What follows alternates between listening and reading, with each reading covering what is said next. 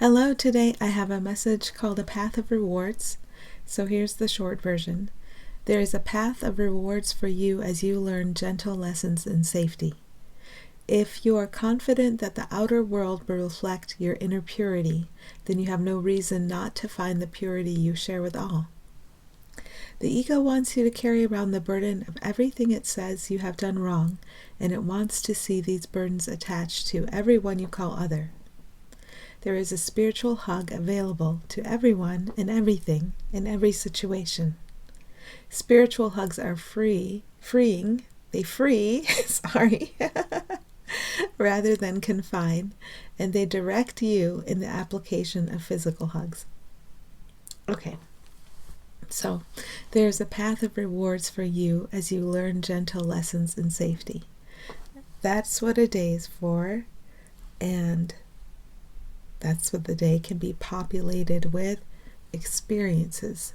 So what gets emphasized to me is the day is for having experiences, and the experiences teach me everyone as they truly are is pure. Everyone as they truly are is safe. It doesn't matter how far we are, how far we think we are from knowing that or remembering that. That's what the day is for. It's so we can have these experiences that show us what is most true about everyone and everything.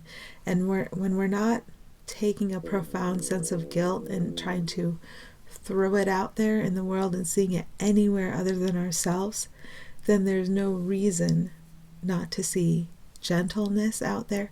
And when I see nothing but gentleness, I know how unlikely it seems. I'm, the character's recognizing this, but I'm also seeing this lesson here. When I see that and I experience that, then the sense of gentleness within me becomes very real. So it's like you see that you're no longer shooting guilt out there, and then you can observe that what is here is not that. It is not the guilt we're trying to shoot out there. It is the purity. It is the gentleness. It is the safety. So there's no reason not to see what is actually here. I may have covered it up, but it's still here. What is actually here is the goodness without opposite. So there is a path of rewards for you as you learn gentle lessons in safety. What would the rewards be?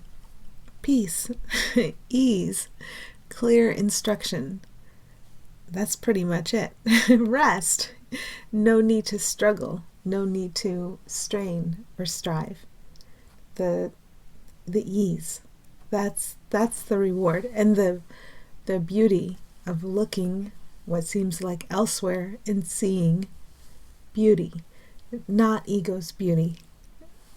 We can find out. We can find out what's truly beautiful. So we can have a willingness to find out what's truly beautiful. So if you are confident that the outer world will reflect your inner purity, then you have no reason not to find the purity you share with all. And I don't know what I'm supposed to say here, so I'm going to pause for a little bit. Yeah, that took a bit. we keep seeing what we think is inside us, and if you can acknowledge any guilt about that, we see outside what we think is inside us. It isn't. It's like a stranger we invented in, but it's an imaginary stranger. It isn't, but we keep seeing it. Okay, whoa, this is a slow and deep one. I gotta pause again. There's almost a sense identifying as ego when we go out into the world. There's a defensiveness or a hesitance, or, what am I going to find today? A trepidation. What am I going to run into today? And that's missing from this other thing that's shown me where wherever you go, there's no expectation that you find anything other than yourself, a reflection of yourself. And there's no more misapprehension or misidentification that your very self is anything other than perfectly calm, perfectly peaceful, perfectly beautiful. I don't know how to pair this with the idea of time and space and fluctuation. I don't know how to do that, but that's okay, because I'm not supposed to know how by myself. Somehow we're guided to and through this, no matter how unlikely or impossible it seems. That's where the miracles come in. That's where all the miracles come flooding in as we allow them. If you are confident, that's what we can have our faith and trust in, that the outer world will reflect your inner purity. And it's the purity of everyone and everything we call else, too. So if you are trying to locate it in one place and that feels weird, then locate it everywhere, behind every surface you see. Then you have no reason not to find the purity you share with all. So if you think of yourself striding outside of your house and recognizing, I'm just going to run into a mirror and I don't have anything to be afraid of, and looking in the mirror. In the mirror is goodness without opposite. So, I don't know, my ego reacts to that, but that's what I'm told, and that's what I can say, and that's what I can look at and learn from today.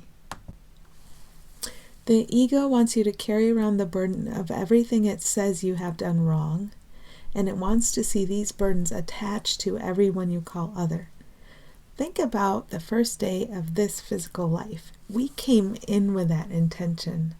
I know how we give a special purity to babies, and we even experience that with them, but showing up in time and space, we came in with that intention of the burden and the physical attachment and the limit. So, in a sense, there hasn't been a moment in any physical lifetime anyone's experienced where you've thrown off that intention. And now we're doing that. So the intention we came in with to see and experience limits, now we're recognizing and letting it go. It feels like an enormous thing. I have no idea. I know I have no idea how to analyze it, judge it, or make any use of it as a separate identity. I know it's just too big for me to try to manage or manipulate. So all I can do is go with the flow of it. So the ego wants you to carry around the burden of everything it says you have done wrong, and it wants to see these burdens attached to everyone you call other. So we do that in the way we think of people and the things we think about them that we believe are real. They're not. Their goodness without opposite is real. Their beauty is real. Their connectedness to each other is real. The fact that they don't even have a history is real. Like the things that are shown to me as real are not anything character related. But we came in with an intention to drag around these character related burdens and to see them attached to everyone and to, in quotes, love them. We can't actually love what doesn't exist. So if we take a step back and remember, we ourselves as beings are the love, and we can't undo our connectedness, and that connectedness is the love. So there's something very different about that, but just taking a moment to sit in and acknowledge that and see that love is prior to and beyond anything I imagined here, anything at all. Now seeing that, Spirit can pick up a symbol, anything we made up here, and use it to help us leave what we made up. I'm going really slowly here because it's being shown to me very slowly. So if I could step outside of my house and remember The intention here is not to see burdens attached to anyone. Or stay inside my house is just a metaphor, but when anyone comes to mind, the intention is not to see a burden attached to them. That's the fiction. The intention is to remember them as they are and to be aware of them as they are. Okay, there's a spiritual hug available to everyone and everything in every situation. Meaning blessing, meaning peace, meaning you can see any component of any situation as entirely encompassed by, surrounded by goodness, love, beauty, perfection, gentleness, calm. So whatever I'm looking at and judging in any way, if I replace that with the spiritual hug that's available to everyone and everything in every situation, that is what calls in miracles. That is what blesses. That is what recognizes the peace that has always actually been here. It's never left. It's always been here. So, when people say, I'm a hugger, you could become a hugger, but it's more in how you're willing to think of things and see things. And when you catch your mind straying off into being a shover instead of a hugger, meaning you've judged something, you've kind of cornered it, you've taken one aspect of a situation, you've cornered it, and you've either praised it or condemned it. And either one's the same thing. You've separated it off from everything else, and you say either it could give me or someone a special benefit, or it's a special hindrance or encumbrance or burden, this thing I'm looking at. But if you let it rejoin everything, and then you see every little component totally surrounded by light, by love, by perfection, by beauty, by gentleness, by calm, by peace, by ease, then everything's here to be transformed in the light, as the light. Again, I don't know what I'm talking about. I start to sense that I'm talking about something, some event, some gradual thing, I don't know what I'm talking about. But the words come to me, and I do start to judge them or question them as they come through, and I start thinking, what's going to happen? What am I talking about? The point is, I don't know what I'm talking about, and that way I can't really interfere with it. So, yeah, that's how I'm experiencing that. And for some reason, this is what I do. So, oh well. Okay, so the next one, spiritual hugs free rather than confine, and they direct you in the application of physical hugs.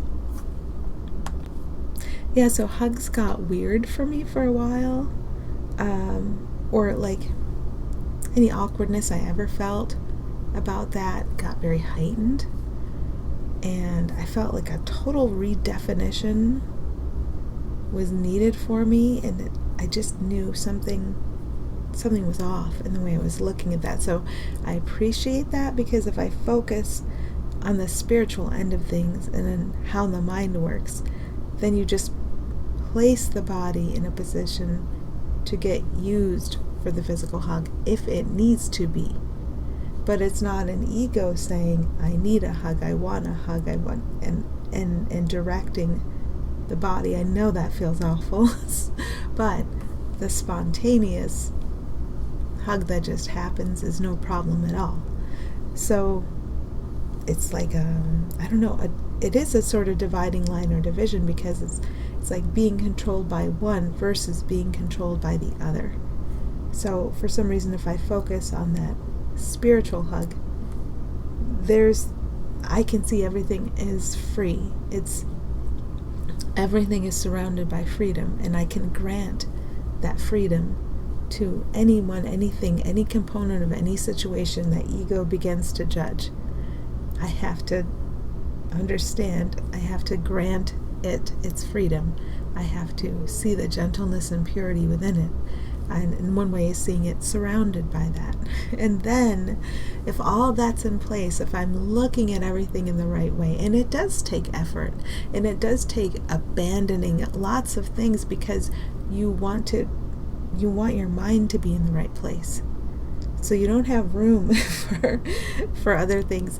Any of the things you're supposed to do, you'll have room for.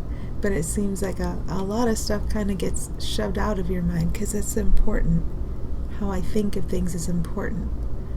And so if I spend time and effort on this, it's okay, because then everything else gets taken care of. That's how it feels at this point, at least.